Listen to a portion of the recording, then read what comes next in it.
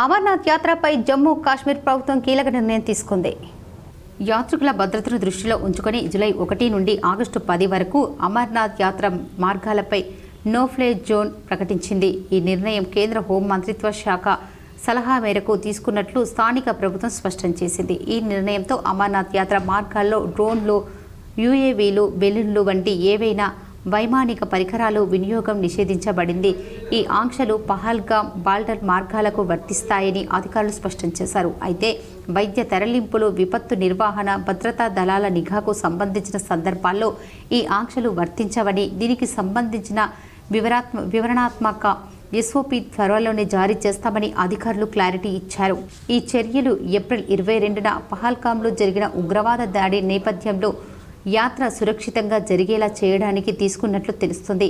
అమర్నాథ్ యాత్ర ముఖ్యంగా 2 ప్రధాన మార్గాల ద్వారా జరుగుతుంది. ఇందులో మొదటిది అనంతనాగ్ జిల్లాలోని పహల్గామ్ నుంచి ప్రారంభమవుతుంది.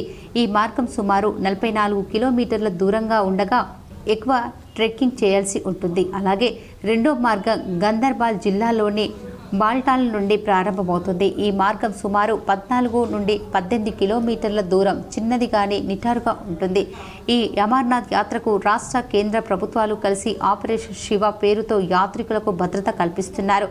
ఇందులో 58,000 మంది సిఆర్పిఎఫ్ జవాన్లు, జమ్మూ కాశ్మీర్ పోలీసులు బందోబస్తులో పాల్గొంటారు. డ్రోన్ల, స్నీఫర్లు, డాగ్లు, జమార్లు ఉపయోగించనున్నట్లు అధికారులు తెలిపారు.